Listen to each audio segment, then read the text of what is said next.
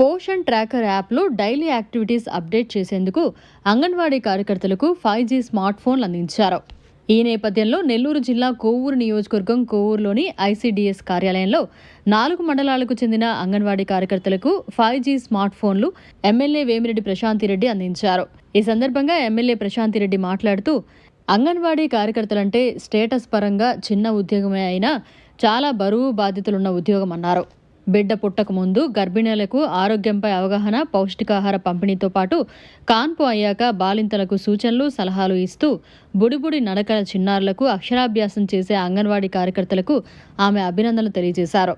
ఈ కార్యక్రమంలో ICDS project director Hena Sujan, CDPO Sarada, తహసీల్దార్ Subbaiah, MPDO Sriharreddy, Penna delta chairman Jetti Rajagopal Reddy, Jonnawada ఆలయ చైర్మన్ తిరుమూరు అశోక్ రెడ్డి, టీడీపీ మండల అధ్యక్షులు కొల్లా సుధాకర్ రెడ్డి, టీడీపీ, జనసేన, బీజేపీ నాయకులు, కార్యకర్తలు పాల్గొన్నారు.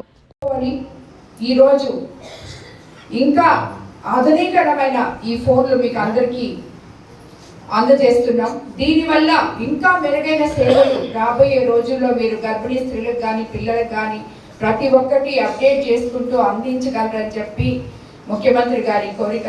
మనం ఎన్నో మీరందరూ చూస్తున్నారు, ఎందుకంటే మీరు ఇంతకు ముందు నుంచి ఉన్నారు, ఇప్పుడు ఉన్నారు.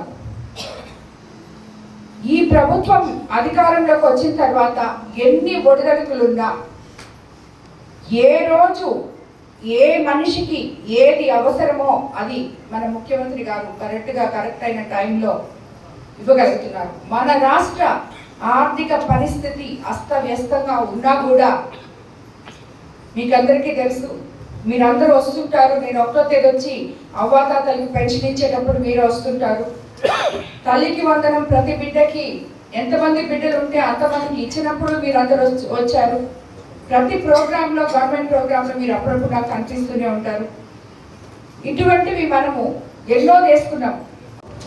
మన కోవూరులో 86 మందికి, విడవలూరు 75 మందికి, కొడవలూరు 81 మందికి, గుచ్చి 78 మందికి, టోటల్ 320 మందికి ఈ ఫోన్స్ ఇక్కడ ఇవ్వబోతున్నాం.